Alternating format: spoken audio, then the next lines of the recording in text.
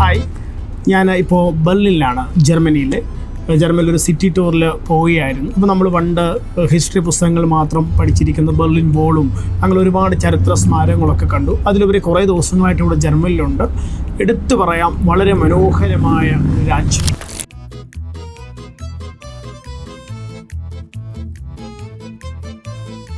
നമ്മുടെ ജീവിതം അല്ലെങ്കിൽ നമ്മുടെ ലൈഫ് നമുക്ക് സെറ്റിൽ ചെയ്ത് PR വാങ്ങി സിറ്റിസൺഷിപ്പ് നേടി ജീവിക്കാൻ പറ്റുന്ന ഒരു രാജ്യം.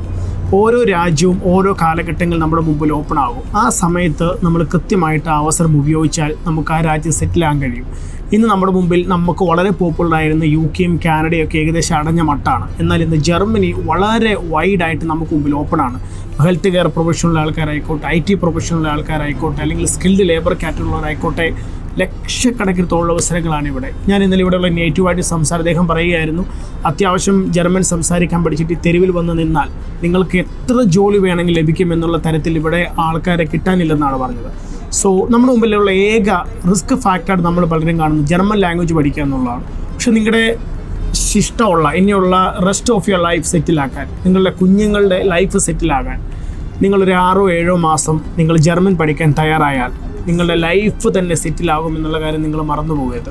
സോ നിങ്ങൾ ജർമ്മൻ ലാംഗ്വേജ് പഠിക്കാൻ തയ്യാറാകുക. പലർക്കും പല കാറ്റഗറിയിലാണ് ശരിക്കും ലാംഗ്വേജ് പ്രൊഫഷൻസിയുടെ ലെവൽ ആവശ്യമായിട്ട് വരുന്നത്. ഇപ്പോൾ നേഴ്സുമാർക്കാണെങ്കിൽ B2 വേണം, ചിലർക്ക് B1 കൊണ്ട് ചിലപ്പോൾ നമുക്ക് അസിസ്റ്റൻ്റ് ആകാൻ കഴിയുന്ന ഓപ്ഷൻസ് ഉണ്ട്. ദെൻ അതുപോലെ തന്നെ IT-കാർക്ക് B1 വേണ്ട ഓപ്ഷൻസ് ഉണ്ട്, B2 ഉണ്ട്. ദെൻ ഹോട്ടൽ ഇൻഡസ്ട്രിയിൽ നിൽക്കുന്നവർക്ക് A2 തൊട്ടുണ്ട്, ഡ്രൈവേഴ്സിന് A2 ഉണ്ട്. അപ്പോൾ അങ്ങനെ പല സ്കീമുകാർക്കും പല ലാംഗ്വേജ് ലെവലാണ് വേണ്ടത്. സോ നിങ്ങളുടെ ലെവൽ എന്തും ആയിക്കോട്ടെ, ലക്ഷക്കണക്കിന് തൊഴിൽ അവസരങ്ങൾ ഇവിടെയുണ്ട്. ജർമ്മൻ ലാംഗ്വേജ് പഠിക്കാൻ തയ്യാറാകുക, ജർമ്മനിൽ വരിക, സെറ്റിലാകുക.